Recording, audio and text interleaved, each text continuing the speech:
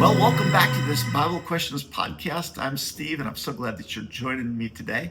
And I want to remind you that we're answering questions that people are asking about biblical things.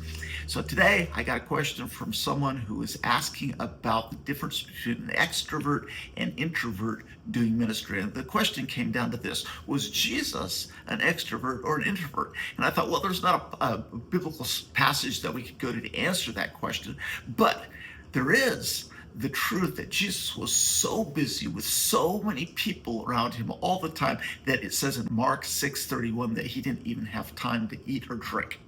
And so in that context, think about what energized Jesus, because what I've been told is that the definition of an extrovert or introvert depends on what the person is energized by. So an introvert, supposedly, is energized by being alone, not spending lots of time with lots of people. An extrovert, on the other hand, I've been told, is energized by being with lots of people. He's energized by being with people. And so as people have talked to me about that, often they're telling me that because they're responding to my request for them to get involved with people. Because Jesus' ministry involved people. And so the person that asked the question today said that maybe Jesus was successful in his ministry because he was an extrovert. So here's the question I want you to think about. Was Jesus energized by all those people? I don't think he was. In fact, they wore him out. But the question of whether he's energized by the people or drained by the people, or he's energized by being alone or drained by being alone, was the question for Jesus. The question wasn't about what energized him. What drove him was love. And love overrides that question of being an extrovert or an introvert. Because as I'm doing ministry, I don't sit back and think, oh, I wonder how I can be energized today, or I wonder how I can be filled up today. What can I do that's going to help me feel more energetic? Because if that was the case, then I wouldn't be here talking to you right now. I think I'd be on the beach. But the reason I'm talking to you right now, and the reason I'm going to talk to so many people today, with all the conversations that I'm going to have, the driving desire, the driving motivation for me is not what energizes me. The reason that I'm doing what I'm doing is not about me.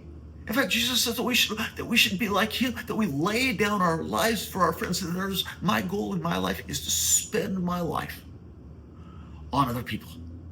Not to spend my life trying to figure out how to protect myself or to provide for myself or to energize myself. It's to provide for other people, to help them.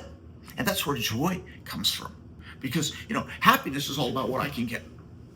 I get this, that makes me happy. I get this, that makes me happy. What love does is love says, I'm not trying to make myself happy. I'm trying to spend myself, my money, my time, my energy on these other people. But the byproduct of that is joy.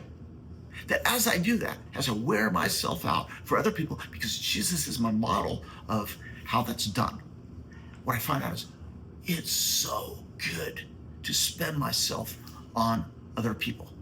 Now that kind of erases the whole question of extrovert, introvert. But I think the reason that we like to talk about that question is because if I can categorize myself as an introvert, and you're not going to lie, I hope I don't get a bunch of angry comments down here. But if we can categorize ourselves as an introvert, that I'm energized by not spending time with too many people, that I'm energized by having lots of time alone, then if I'll do that in my own life, then I have an excuse to not do as much ministry. Because ministry is hard. It's exhausting. But Jesus' goal was to lay down his life for the sheep. And if we want to be like him, we're going to do the same kind of thing. We're going to spend ourselves on people because we love. 2 Corinthians 5:14 and 15 says, for the love of Christ compels us. Think about this. What are you compelled by? What's driving you? For most people, what's driving them is numbers, especially when it's amounts of money. Numbers and ratings and views and bank accounts. But what drives you and me, if we are followers of the good King, what drives us is love. We're not looking for numbers. We're not looking for ratings. We're looking to spend ourselves on behalf of the hungry on behalf of the hurting, on behalf of those people who don't know this great news. Let's give ourselves to that, because there's nothing else that's worth as much to give ourselves for, because all the other stuff will prove vain, empty. It won't satisfy. But if you spend yourself on the things that God says are important, it'll change the world. If you got any comments or questions, anything you want me to talk about, just put those in the comments below, and I'll be glad to answer those comments or questions in a subsequent podcast.